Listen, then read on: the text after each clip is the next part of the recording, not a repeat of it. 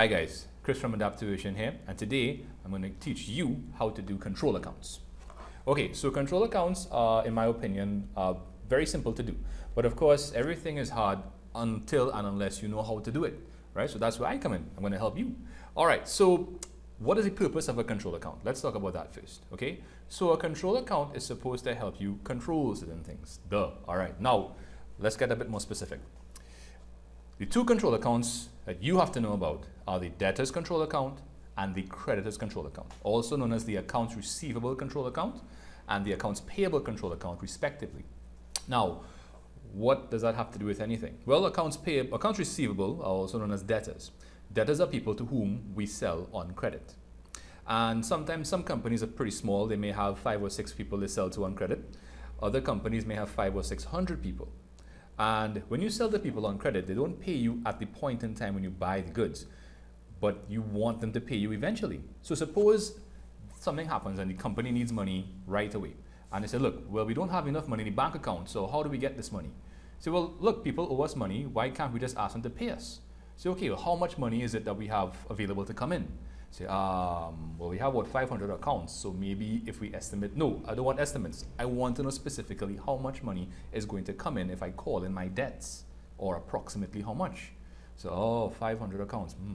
So that's where a control account comes in. Basically, what it does is it will summarize the information from that ledger. In this case, the debtors ledger, all right, or also known as the sales ledger. How does it do that? Well, think about it. Credit sales. What book of original entry is used to record credit sales? The sales journal. What are some other simple transactions we have with our debtors? Well, if we sell them goods on credit, we expect them to pay us back. All payments and receipts pass through the cash book, so we could look in the cash book. What about another transaction with debtors? Returns in. Sometimes they send goods back to us. Do we have a book of original entry, a journal that keeps track of returns inwards? Yes, we do. The returns inwards journal. So what we do is we pull information from the journals to prepare a single T account that summarizes an entire ledger. Okay, so without further ado, that's the purpose behind T accounts. By the way, now, like I said, you guys are required to know 2. I'm pretty sure more could be done, for example, an expense control account. But since it's not entirely relevant to what you guys are going to be doing, let's just get into what you guys are going to be doing. All right, so the debtors or accounts receivable. That's the first thing. So first of all, let's define debtor, shall we? All right, so a debtor is any entity, and an entity can be an individual or a company, right, to whom we sell, well, I'm saying we, as in from our perspective, that's who a debtor is to us, to whom we sell goods or inventory on credit, right, and the expectation is that they're going to pay us back. All right, so what are some transactions that we have with our debtors? Well, the first transaction is the one that made them a debt in the first place. That's a credit sale. So credit sales is the first thing you should look for, or you may have to find when doing a control account. Now, like I said a bit earlier, when you sell goods on credit to people, your expectation is that they will pay you back. You won't sell to somebody on credit if you didn't expect them to pay you back. That's just charity. Not that anything is wrong with charity, but if you're conducting a business, you shouldn't be doing charity to every single debtor. Otherwise, you're not going to collect any money. Right? You can't be giving away all the goods for free all the time, unless that's what you really want to do. So the next thing we should look for is the receipts from debtors. That's the money coming in from the debtors. Okay. After that, so what are some other transactions that could take place with our debtors? Well, sometimes, like I said, the debtors return goods to us. So that's the returns inwards. And sometimes to encourage them to pay us, what might we offer them? A little amount off of what they have to pay. Discounts. In this case, discount allowed. All right, so anything else? Well, there's some transactions. Sorry, I got a bit mixed up there. There's a specific transaction where a debtor cannot pay you back, and you have to write off that debt as, begins with a B, as bad. So bad debts is something that could also go inside of there. Now, sometimes when debtors pay us, sometimes they actually don't pay us on time. in certain instances, according to the agreement between you and the debtor, you may be able to charge them interest on the overdue debt, or interest on, as I have their overdue accounts. Sometimes they may pay a bit too much and you have to send back money. That's a refund. Okay, what about when they do pay you and their check bounces? Anybody ever heard that expression, a bounce check? That's when the person who paid you using a check doesn't have enough money in the account to honor the check. So the bank stamps NSF on it, not sufficient funds, sends it back to you, or they say refer to drawer, and you have to carry it back to the person who drew up the check. So those are dishonored checks or NSF checks. And we have another item, but I'm not going to get into that right now. I'm going to leave that for a little later. Now, where do these things go in the context of a control account? Well, your simple answer to that is, well, it depends. I know that's not a simple answer. It's contextual, right? Now remember, an account is a device used to record information about the increases and decreases in the value of a particular item. Okay? What is the item that we are talking about here right now? It's the debtors, right? Debtors as a whole. So let's start with the first item, credit sales. Now hold on, sorry, I jumped the gun a little bit. How do we classify debtors? What do I mean by classification? Is it an asset? Is it a liability? Is it revenue, expense? Is it a provision, right? Is it capital? Well, I think, what is a debtor? Someone from whom you can expect to get money in the foreseeable future. Right, so any benefit you can reasonably expect to receive in the foreseeable future is correctly classified as an asset. All right, what are your double entry rules for assets? Debit to increase, credit to decrease.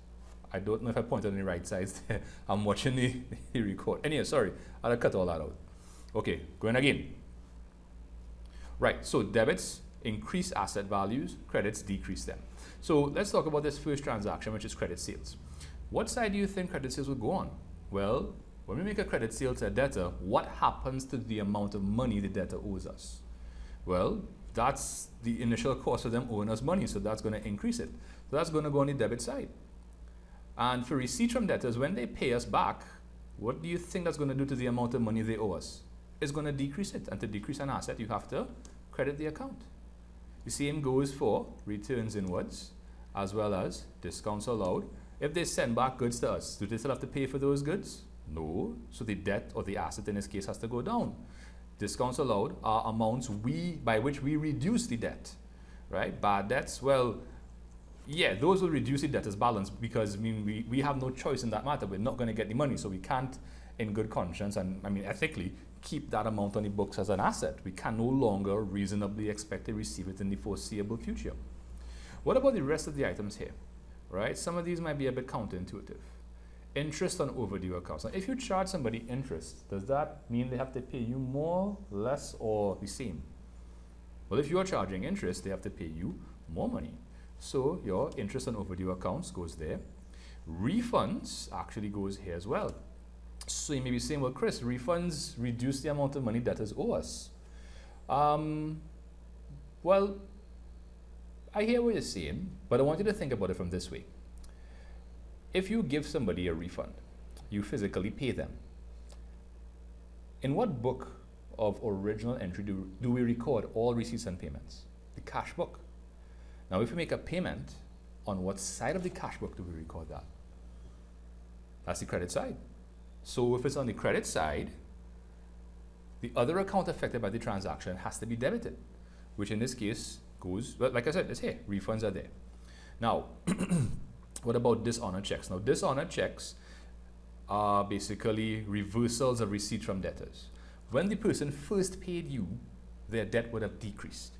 So you would have credited the account. But when the check bounced, we realize, hey, we really didn't get back this money, so the person still owes us money. So you have to go and reinstate that amount. Right, dishonored checks. Right, so I filled in, how many items did I have here? I had 8 items.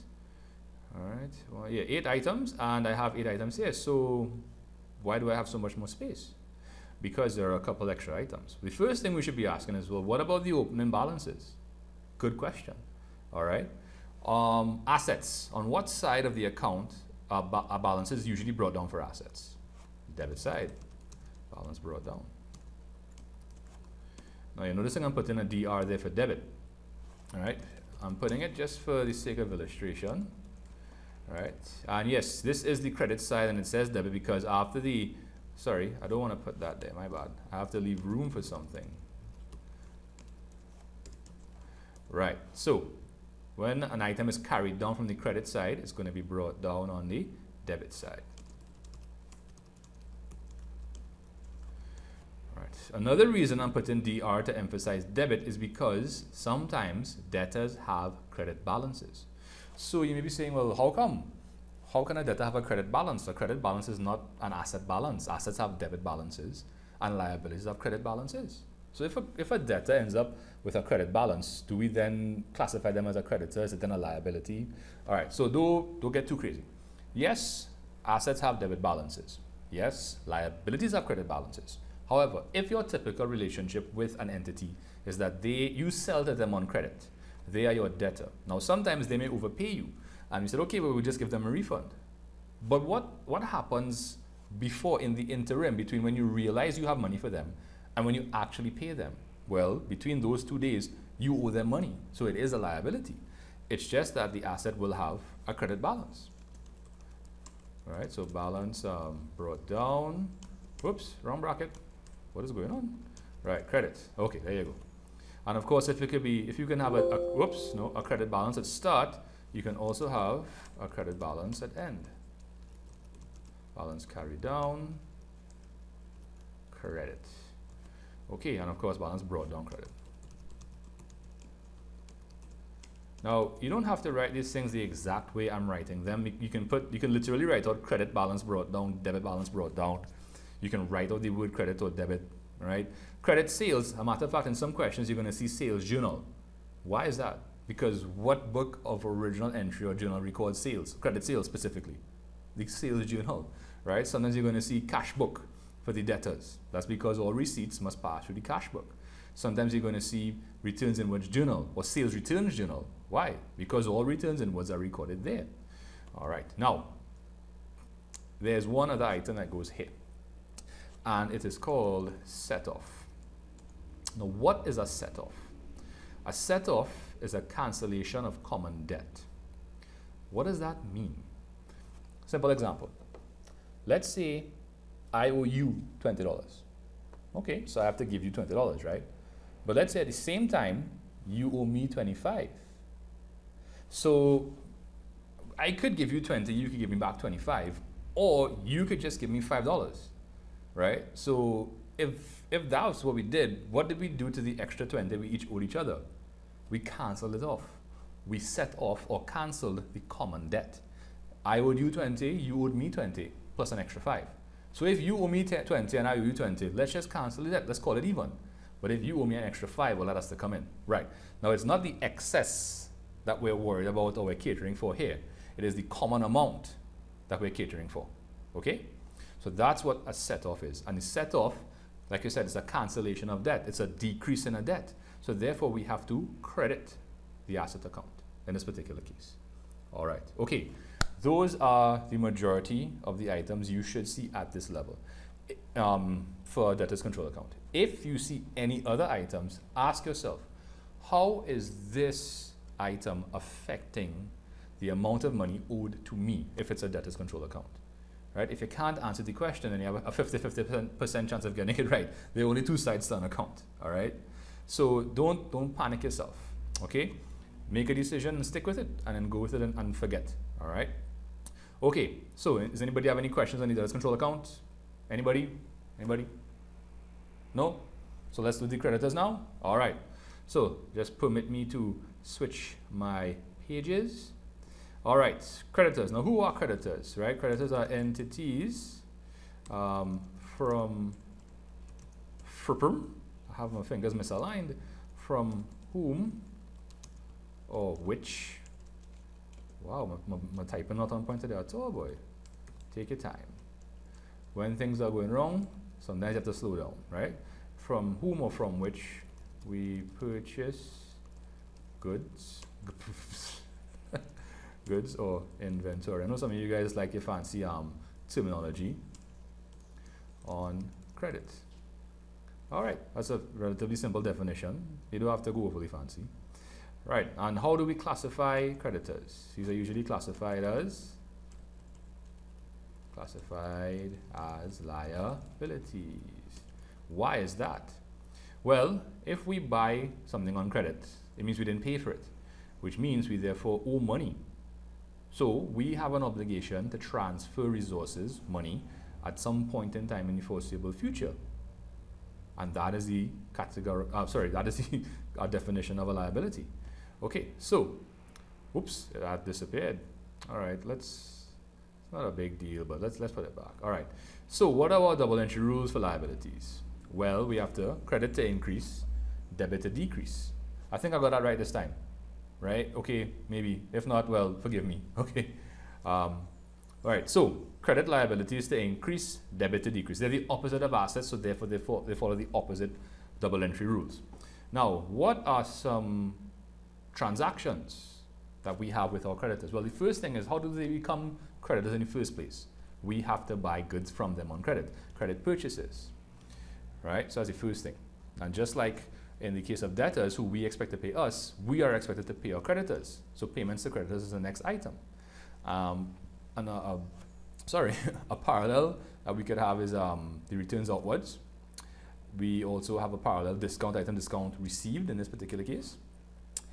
We could also be charged interest on overdue accounts. We could also get refunds. Our checks could bounce as well.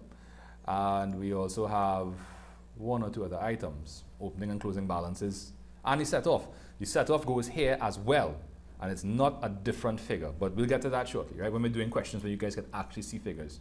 Okay, so the control account, the credit purchases goes on the credit side. Why? When you purchase goods on credit, you now owe somebody money or owe them more money than before. Once you owe anybody anything, it's a liability. And to record an increase in a liability, you have to credit that account. If you pay them off, if you pay them, you will decrease the amount of money you owe to them, which means you have to debit the liability account. If you return goods to them, you no longer owe money for those goods, which means your debt has gone down. To decrease the liability, you have to debit the liability account. Oops, I think I forgot to do my drop-down menus. Okay, all right, so discount received will also go here. Apart from that, okay, right, so let's take that particular item out of there for now. Now on the other side, right, we will have our interest on overdue accounts. Why is that? Because if we take long to pay and we get charged interest, we owe them more money. And if your liability goes up, you have to credit the account. Refunds will go here. Why? Don't refunds decrease our liability? Well, once again, think of it from the perspective of the cash book. Cash is king, right? Always take things where possible and practical from the perspective of the cash book. If someone is giving you a refund, you are getting cash. That goes on the debit side of the cash book, which means the other account affected by the transaction has to be credited, right? We have interest, did I not put, I think I forgot to put things here. My bad. Oh, right, there you go. Last item, dishonor checks, right? Now, why do dishonor checks go here? Now, sometimes, yes, sometimes we could make payments. Sorry, I clicked the wrong button. Oh, that's what happened. I went one, all right, it's not gonna matter very much. Just give me a sec, let me just replace those things. Payments to creditors, returns outwards, discount received. Okay, cool. Something there, I don't think there's anything supposed to be there. Anyhow, forget that for now. Sorry about that, guys. Where was I? Okay, right, so dishonor checks. So sometimes when we pay creditors, sometimes we don't time things properly and there's not enough money in the account, so therefore you have to send back the check. When we paid them initially, we would have debited the account to record the decrease in the liability. If the check bounced, the liability has to be undecreased. If that's a word, I don't think it is. So you go on the opposite side, which is the credit side in this particular case. All right, so what do we do from here now? Well, let's talk about the balances. Liabilities usually have credit balances brought down at start. All right, and they'll have credit balances at end.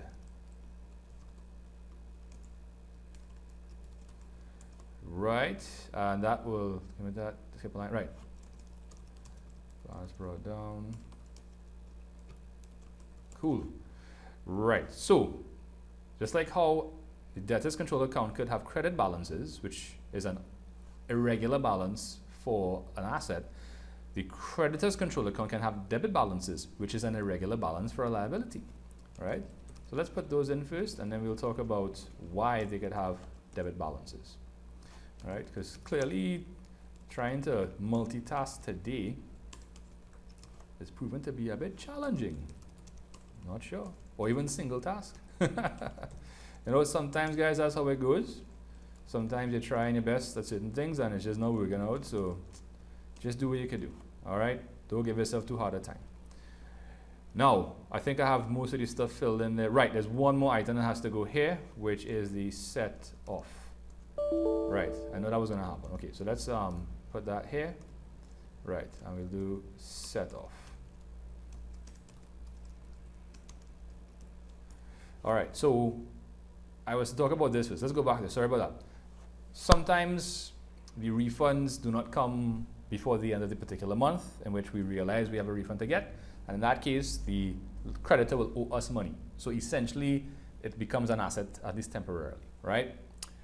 The set off now, so once again, same thing. I owe you 20, you owe me 25, we'll cancel the 20. If that's the case, you have to cancel a debt on this, in this account, requires you to go on the debit side, all right? Okay, so that has been your intro to control accounts, as in what goes where. And what I want to do now is go through a few past paper questions with you guys to show you how to put this into action. All right, let's go. So let's open up our past paper solutions section first, and let's get these things going here. All right, so let me have to zoom out a little bit so we can actually see the figures. Let's go 75. All right, that could work.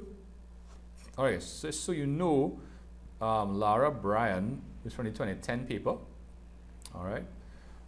Okay, so Lara Bryan has a large number of debtors. Okay, she keeps a control account in her general ledger. On March 31st, 09, she extracts the following information: sales ledger debit balance 5,030. Okay, cool. So let's go. Balance brought down 5,030. Sales ledger credit balance brought down on the credit side 620. Next, credit sales for the month. So credit sales go on this side. Credit sales, right? This is 54,010, right? Cash and checks received. Now you can put cash and check received, or you can put receipts from debtors, which is 47,100. Okay. Then we have bad debt written off, right? Now there's no one correct order in which you have to list these items like in the format that the examples that I showed you guys. So don't think you have to go and write in all the words first. I see some people doing that. If that works for you, cool, no problem. There's nothing wrong with doing it per se. All right. After bad debt written off, we have discounts allowed. That goes on this side because it decreases the asset. That's 490. Oops, not 490. Returns inwards. Look how far down I put returns inwards. Oops, I was putting that on the wrong side, wasn't I? All right. Returns. Returns inwards. 1240. Dishonored check. So that goes here. Dishonored checks. That is 980. Interest on overdue accounts. Interest on overdue accounts. That's 180. All right, so prepare the debtors control account for March 09. Okay, so what we have to do here is close it off and get the only thing missing is the closing balance. Now the thing is, we had a debit balance at start as well as a credit balance. If they do not tell you that they have both balances, assume the debit balance is the only balance, unless the account forces you to have a credit balance at end. Okay, so in this case, so let's just take a look, right? So let's put that there. We'll add up both sides. All right, so this side says 6,200, this side says 52,020, right? So clearly this side needs the balance carried down. Balance carried down. So that could be equal to, what's that going to be? So we will need 8,000 to get to 62, and we need 180. So 8180. Hey, there you go. Right. Math's not so rusty sometimes, boy. Whoops, let's fix that. Brought down. What's happening to my? Okay, cool. And that's 8180. Right, and now it's an easy 6 marks, right? So 1, 2, 3, 4 items here. 1, 2, 3, 4, 5, 6 items. The balance brought down here. Technically, that's, yeah, so 6 and 4 is 10 and 1 is 11. They got a half mark per tick, something that had to be two ticks or whatever the case is. All right, state one reason why Lara Bryan prepares a control account for her debtors, to be able to know how much money she's owed in total at any point in time. To summarize the ledger is another one you could say. All right, Somerset, I think is Jan 2011. I was supposed to have these years on the papers, but clearly I did not put them there. All right, so October 2012, this is either 2013 paper or sorry, it can't be 2011, my bad. It has to be a 2013 paper. Okay, so Somerset, prepare the purchases ledger control account, also known as the creditors control account. October. All right. Notice I'm not putting any dates. Like I said in a previous video, the date columns, the inclusion of date columns would force me to have smaller. In other words, the accounts would be less visible, and especially if you're watching on a phone, it's probably already kind of difficult to see. All right. So I'm sorry about that. But in any case, the bulk of the marks will come from this material. Right. I'm not saying dates are not important, but let me get to the question. Okay, creditors ledger account, control account balance, credit balance brought down. Okay, so balance brought down is 25,400. Then we have a debit balance at start as well, which is 1,450. Returns outwards. So returns outwards goes on the debit side because it reduces the amount of money we have to pay because we send back goods. Purchases for the quarter. Now, they didn't specify that it was credit purchases. Let's take a brief read of everything else very, very quickly. No, there's nothing to indicate a split between credit purchases and cash purchases. So just assume the whole thing is credit purchases. Okay, next we have payments to creditors. So that goes here. Why does it go there? Because it will reduce the liability. And liability is reduced with credits. That's 100,300. Refund by check from creditor due to damaged item. All right, so that goes here. Refunds. 1180. Once again, you saw me pause because I was like, wait, does it go here? And remember, if this is a creditor and they give you a refund, you are receiving money, which goes on the debit side of your cash book, which means it has to go on the credit side of the other account affected by the transaction. Okay, next, discount received. Well, that will decrease your liability, which goes on the debit side of the account. 2,500, boy, what? Check returned by creditor presented too late to the bank. Okay, so you could say dishonor check, NSF check, NSF check. Actually, no, it's not NSF because it was just a return check then, right? NSF check means that they sent it and there was not enough funds. This was just sent too late. Returned check, sorry. Okay, whoops, I went there. So how much was it? That's 3,300. All right, cool, let's go back across. Set off of credit amount between, all right, so this is the set off that goes here. So set off, that's 620. And receive from creditor due to overpayment. So this is, once again, a refund. Refund again, all right, 284. All right, so once again, we have opening balances on both sides of the account at the start, but they don't give us a way to split it at the end. Just assume that the balance will be carried down to the regular side for a liability account, which in this case is the credit side. And to be brought down on the, to be brought down on the credit side, you have to be carried down from the debit side. All right. Okay, right, so let's try that again. So the amount to go there will be the difference between that, which will be the total from there, and the sum of everything on this side. Here, close, right. All right, so that's going to be 106.70 there. Boom. All right, 47,944. All right, balance brought down equal 47,994. Did I say 944? My bad. All right. Okay. Any questions? Anybody? Anybody? Any questions? Post them in the comments below.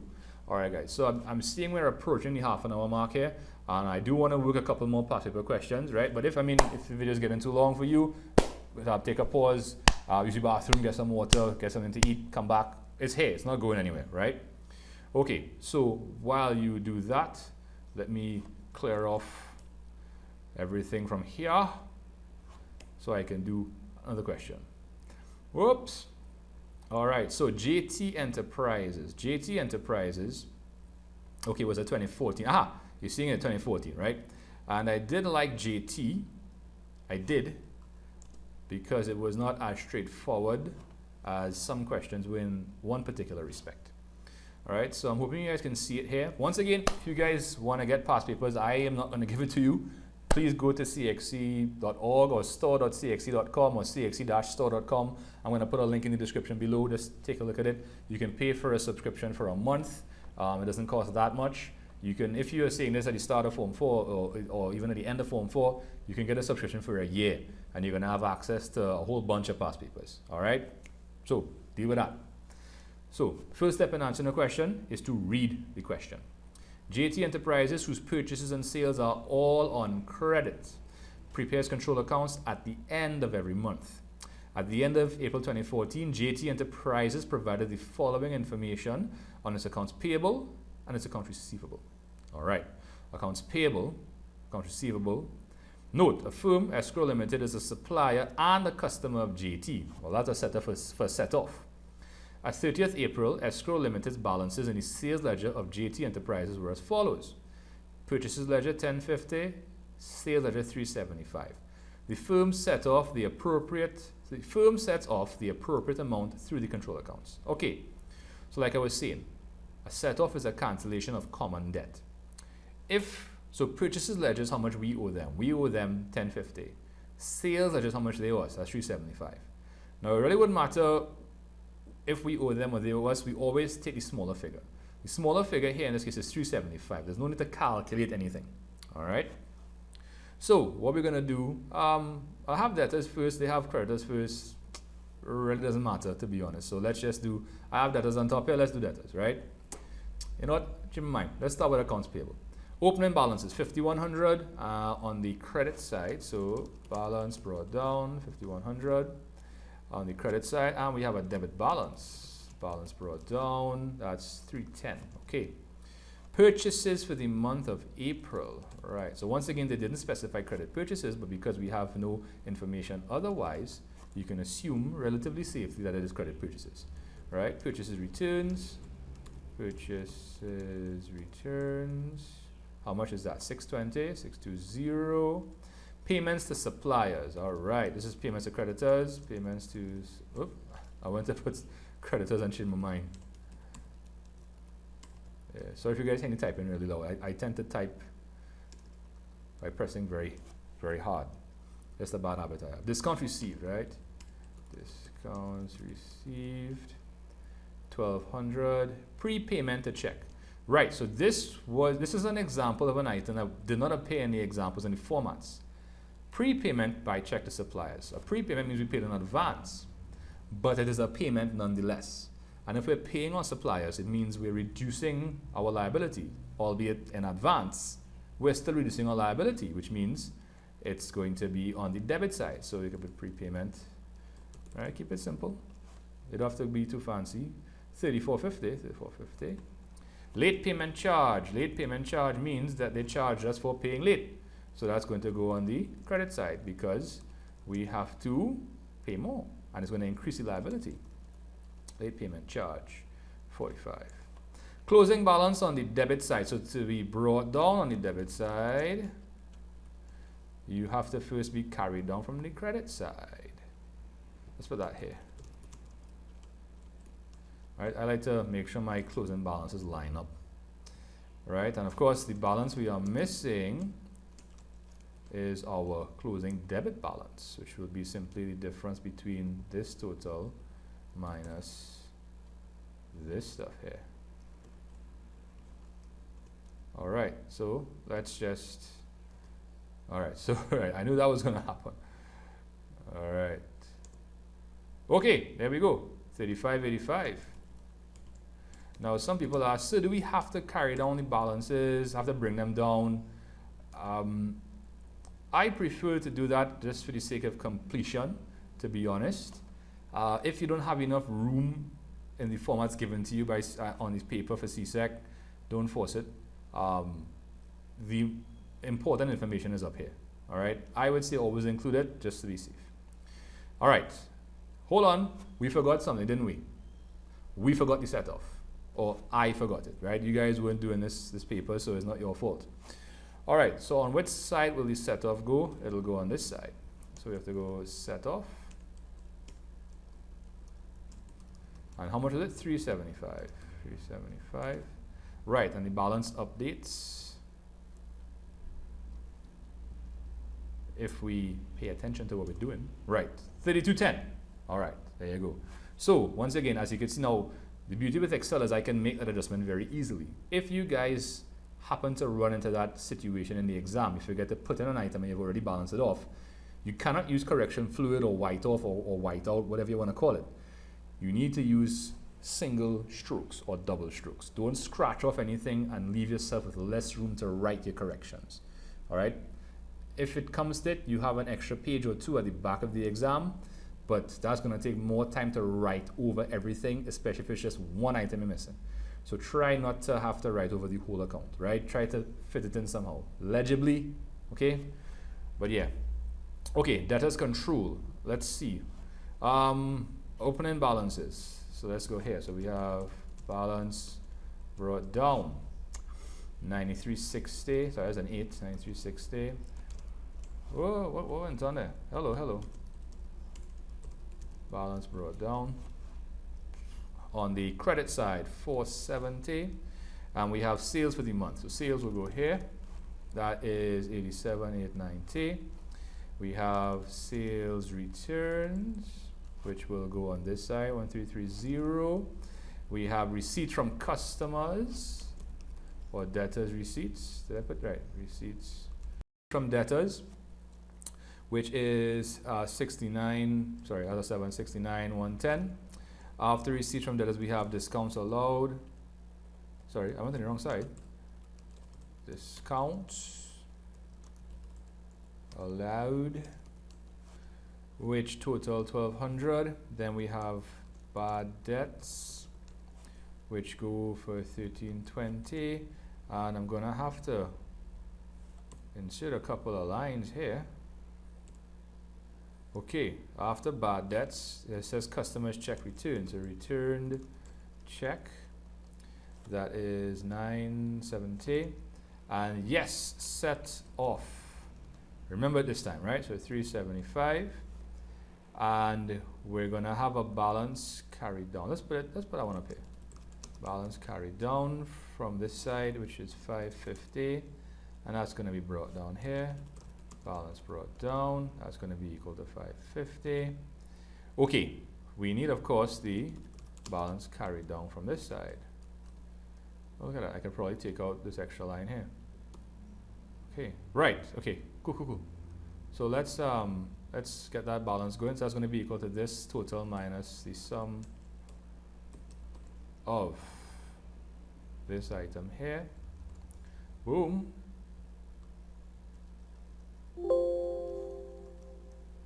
All right, so balance brought down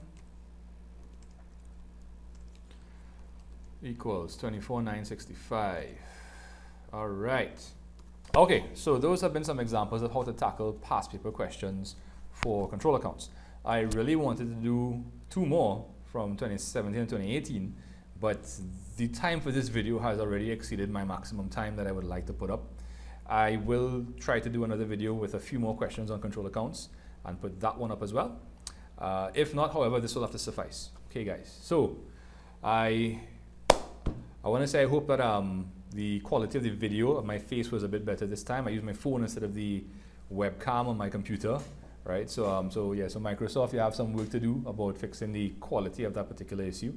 And once again, guys, I'm hoping you are finding these solutions helpful, these tutorials helpful. If you want to see full past paper solutions for PoA from Jan 2019, go back to Jan 2011, and all the May papers in between, you can visit my Facebook page, A Different Approach Tuition Limited. I'll put a link in the description below. Once again, if you want past paper question papers, buy a subscription on cxe-store.com. Just Google search it, you'll find it, right? Give that like button a hit. If you're new here, thanks for watching. I hope you click that subscribe button.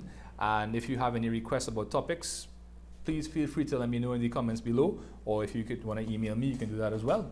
All right, guys. So till next time, this is Chris from Adapt Tuition saying adapt, because change is the only constant. All right, bye.